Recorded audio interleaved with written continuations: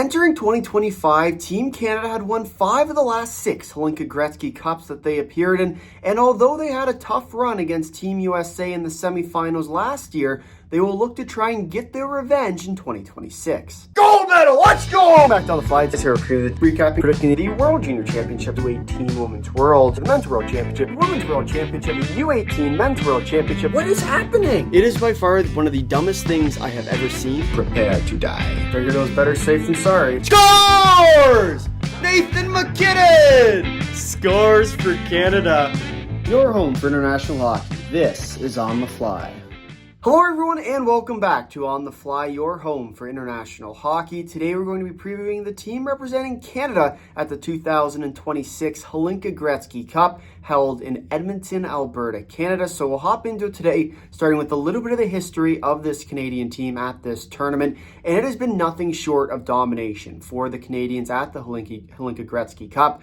It has gone through a few name changes throughout the years, but the one present factor has been Canada utterly dominating it. And you think about the medal count, 25 gold medals out of the 35. This will be the 35th tournament that has been held. Canada also has missed out on a tournament due to that COVID run. And so in 2020, the tournament was completely canceled. 2021, Canada did not play at that tournament. But as they continued on, it was complete and utter domination. 2022, they took home the gold medal. 2023, another gold medal. 2024, another gold medal. Before last year, in 2025, they ran into a U.S. team that ends up beating them in that semifinal round. And for the Canadian team, it was a disappointing tournament for them to end up third place, the bronze medal finisher.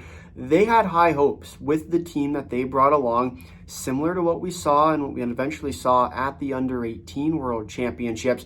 It was a disappointing finish for them after what was otherwise a decent tournament. And for Canada, the beautiful part about the Hlinka Gretzky Cup is it kind of runs counterclock to what is the normal hockey season. And so you tend to get your best players at these tournaments, or at least most of them. Some go and participate at the World Junior Summer Showcase, and some come to this Hlinka Gretzky Cup. And for Canada this year, they have another really solid crop of players that they're going to look to try and get their revenge from last year and find themselves into that gold medal spot on home ice as well. The last time the tournament was hosted back in Edmonton was in 2024, and they did win that gold medal that year. And so for the Canadian team, lots of expectations coming into this tournament. They've had previous success. And now the question's going to be is when this moment gets big, can they finally find their way through? And we've talked quite extensively over the last little while about Canada and their international season so far in 2026. It hasn't been great, and it's not done yet. We have the Hlinka Gretzky Cup for the next couple or the next week or so, and then we have the Women's World Championship coming up in November. But from there, it's for Canada, you start to get into that territory where you kind of feel a little bit like it's now or never. And for the Canadian team, Hlinka Gretzky is a really good way to try and neutralize some of those demons ahead of the U18 campaign, which of course we'll see later on in the year. And so for the Canadian team, expectations are aplenty. Pressure is very much upon them, and we will see how they do respond at this tournament. But we will introduce you now to the team representing Canada at this tournament. We will start here with the forwards with Charlie Murata, Cameron Warren, Brock Chitteroni, Brock England, Ryerson Edgar, Benjamin Vitch, Maddox Schultz, Ben Harvey, Caden Stroder, Liam Pugh, Jaco Isaac, Alex Kuhlman, and Alexis Joseph. Then over to the fence with Boston Tait, Malik L'Italien, Matt Henderson, Landon DuPont Brock Cripps, Quinn Norman Cooper McAslan, and the goaltending with Sam Berthume and Leaf Odin. And so you look at this team for this Canadian squad, and they do have a lot of really good pieces. And you think about what they're going to need, it's going to be a combination of both physicality, it's going to be a combination of a lot of skill that ends up working for them. And yes, the tournament being held in August, and we just wrapped up, or we're in the process, I guess, of wrapping up our World Junior Summer Showcase coverage. And so what we've seen is that summer hockey, you have a lot of rust that needs to be shaken off if you are going to be successful at these kind of tournaments. And for the Canadian team, we're going to see if they can. They're a team that has that skill, and it starts with a lot of their forwards, a lot of their scoring ability. And we'll start here with a guy like Brock England. And for England, you look at him as kind of almost a go-to type of player. He's going to score quite a few goals. He has really impressive speed. He's a good playmaker. He's a hard-nosed player as well that will play a little bit more of that physical type of game. And for a Canadian team this year that we're going to get to watch quite a bit over this Hlinka Gretzky run as well. The Hlinka Gretzky serves as that showcase for the eventual under-18 World Championships. We'll see what kind of version of England comes out to play. If he can play well, he will definitely find his way onto that roster. He's a guy who's also heading into his draft year. He will likely end up in that first round with a solid season again, but he was a really strong player last year in his own respective club season. We'll see this year whether or not he can continue that. Should be a player to definitely keep your eyes on, and we'll see how he can play at this tournament. Another one that to kind of keep your eyes on are the underagers. And two forwards here, Maddox Schultz and Liam Pugh, who you are going to get to know very well over this tournament. You think about the World Hockey or World Under-17 Hockey Challenge from last year. These two guys were standout participants. They were underage players. They were 15 at that point, playing against under-17s. And into this Hlinka Gretzky Cup run, they're going to be relied upon again. For Schultz, he was the leading scorer at that World Hockey Challenge, and you're going to look for him again to put together another impressive campaign. These two players likely will end up playing on the same line together. That's what they do over with the Regina Pats, and so I would expect that to continue into this tournament. Two guys who will be definitely helping out on the offensive side of the puck. They are strong offensively. They're good enough defensively. And so if they can find their best game at this tournament, they might become that star player that we're going to continue to keep our eyes on as these tournaments go along. The under-18s are obviously the one we all have circled, but there's also the tournaments later on. The World Juniors are always one you have your eyes set on. The NHL Draft as well, we start to pay a little bit more attention to at that under-18 campaign. And so we'll see for this team, for both Schultz and Pugh, if they can do enough at this tournament to kind of solidify their spot on the roster for the under-18s later on in the year. We'll see, of course, for these two, whether or not they can, but another two players that you're going to keep a very close eye on through the rest of this tournament, because if they can find their best game, they will be huge players for this Canadian roster. Then we have the Alexis Joseph, who it was the only player on the Under-18 World Championship campaign roster this year for the 2026 IIHF Men's Under-18 World Championships. He's a guy who we are going to look to provide a lot more of that scoring touch. Speaking of that World Hockey Challenge, he was the point leader. We're going to see if he can continue that success into this tournament. The Hlinka Gretzky Cup, yes, it's a tryout in some ways, but it's also what you're going to get to see in the future NHL Draft. A lot of these players are going to be high-level picks, especially on this Canadian roster. Joseph is going to be one we're going to continue to keep a very close eye on, because if he can, he's going to, if he has a good tournament, he will be a player we're going to continue to watch throughout the rest of this year and be a guy who very well could hear his name within the top 3 picks at next year's draft. Definitely a guy to keep your eyes on here. He's a very quality player, uses his size well, is able to skate, power forward type, and if he can find his way into those danger areas, look out, because Joseph will be a player that will help this Canadian team a long way. Over to the defenseman, there's no one better to talk about NHL Draft than with Landon DuPont. And for DuPont, he's been the #1 projected pick for the last 5 years at least for this upcoming draft. And for a guy like DuPont, this is his time to show, because he's had the press around him. He's had the news storylines around him for as long as time can go on. Now it's a matter of if in this final year he can shake off any critics he might have and solidify his spot. This tournament is a really good start to doing so. I'm looking forward to seeing what he can do. He ended up passing up on the opportunity to attend the World Junior Summer Showcase for this tournament. Expect DuPont to have a very quality tournament here. If he can, he puts himself in a very good opportunity to go number one, and he is the leading favorite to kind of solidify his spot. But if he doesn't, then all of a sudden you might see those storylines begin to open up a little. And so for DuPont, a returning player, he wore the A last year, wore the C this year for the Hlinka Gretzky Cup. He will be a player to keep a very close eye on. A lot of pressures on him at this tournament, and we'll see for him if he can kind of live up to those expectations. Brock Cripps is another guy who you should definitely keep an eye on here. He's not necessarily the most blow-it-away NHL draft player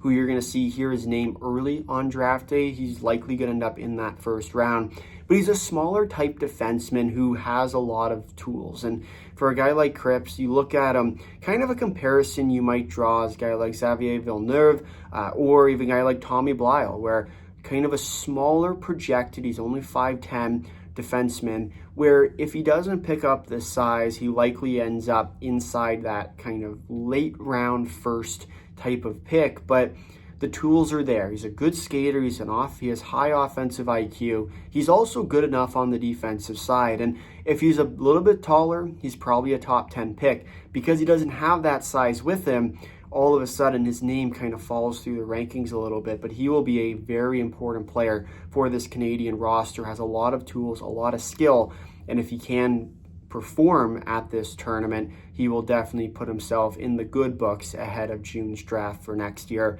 Definitely a player to keep your eyes on there for Brock Cripps.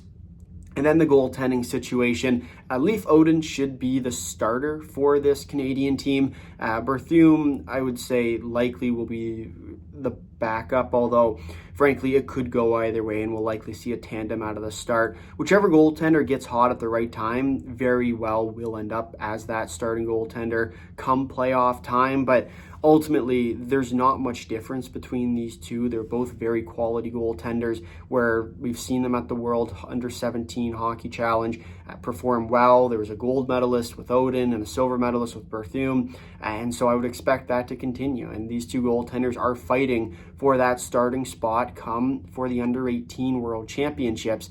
We're going to see both these guys likely back. Two of the standouts from that U17 Hockey Challenge, and now we're going to get to see them here at the Hlinka Gretzky, and we'll very likely see them at the Under-18 World Championships as well later on in the year. We'll see who ends up pulling through as that starting goaltender.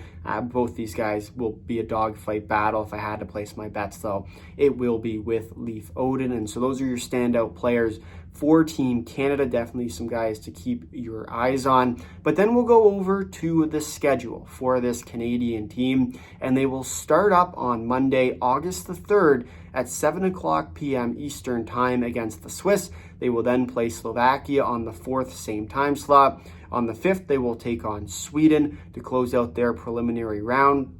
If they come top two in their group, they will advance onward to the semifinal. They will play against the other group, and it'll be an A1, B2, A2 versus B1 scenario for the semifinal round. The loser of that semifinal will go to the bronze medal game, which will be held on August the 8th at 2 o'clock p.m., while the winner of that semifinal will go and play the gold medal game on August the 8th, also at 7 o'clock p.m. Eastern. And so you look at this tournament for Canada as far as those important games go. Their opening game against the Swiss is probably going to be one of their most difficult games. All three games won't be easy for Canada. They won't be able to kind of walk through it. But you look at it for this game against the Swiss. The Swiss this year have some very, very high caliber skilled players. They lack on their depth side of this roster, and we'll talk about the Swiss in an upcoming video here over the next day or so as we do continue to do our previews for this tournament. But for the Canadians, if they can get to their game, if they can shake the rust off early, they will be put in a very good spot against this Swiss team. You think about guys like Jonas Neuenschwander, who will be a leading attributor for this Swiss team. They have some good defensive prospects too. There's a lot of talent really on this Swiss team. And so if they can really burn that depth side, they will be successful in this game. But at the same time, what we've seen with the Swiss is that if they can get some of those goals, they're a very difficult team to end up going back and scoring on. And so for the Canadians, it will be all about getting on the board early and often. If they can, they will be successful in their game. The game against the Slovaks, I think, will be their easiest game of this entire group. Obviously, we just saw at the under-18 Slovakia beat Canada for the first time ever at the under-18 World Championships.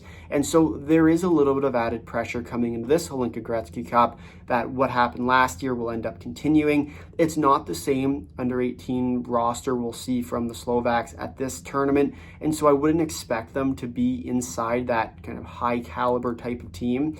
But we will see, of course, whether or not Canada can get to their game, because as we saw in that under-18 World Championship game, Canada struggled to find their game early on, especially at that tournament. And so if there's an early struggle here, it'll be the second game they'll play on back-to-back days.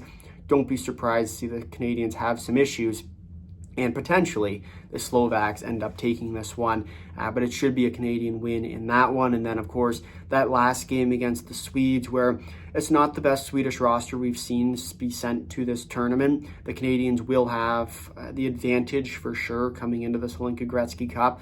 But at the same time, the Swedes are have a very high quality team. And if you're going to run into issues, it might be in this game too. And for Canada, the reminder is that you have to win more or less 2 of these games. You don't have to win all 3 of them. You obviously would like to win all 3 of them, but if you win 2 of them, you should be along to that semifinal round, barring any 3-way tiebreakers, which we will, of course, break down in our day recaps as this tournament does go along. But for the Swedes, they don't have their best roster coming to this tournament. Will they be able to put together a competitive team? For sure. And we just saw them play in the pre-tournament. Canada ended up winning that game. It was a relatively tight game too, but the play style, Canada dominated the pace.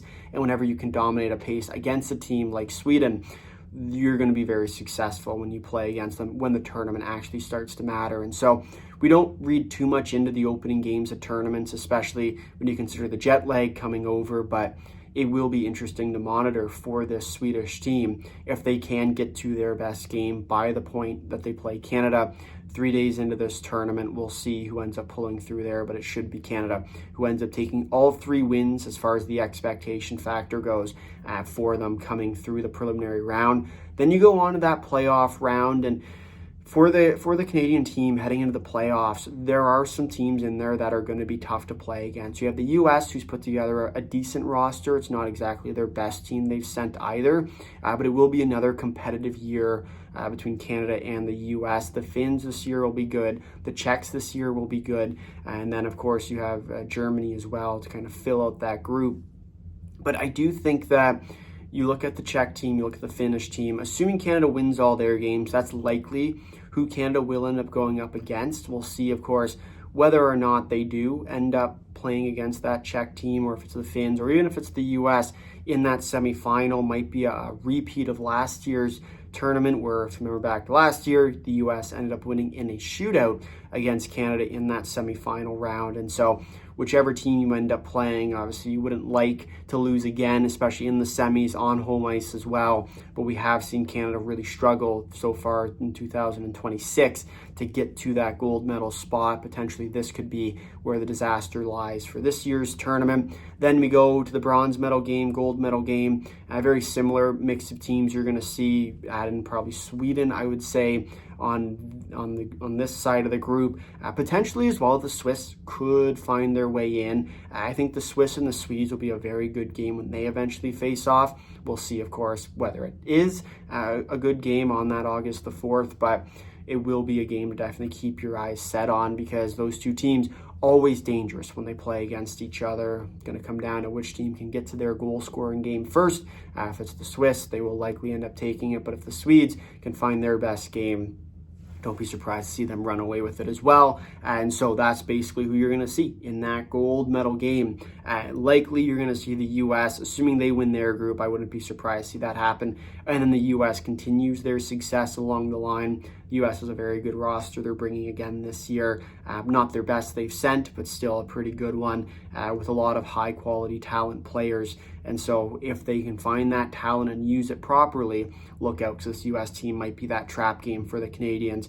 But Canada will enter this tournament as a favorite. We will see whether they can get the job done after an abysmal start to 2026 for them, and we'll see if they can end it on a good note. If you made it this far in the video, thank you for watching. If you'd like to drop a like, if you really like to consider subscribing, tell all your friends, comment down below your thoughts on Team Canada at the Hlinka Gretzky Cup. Until next time, see you.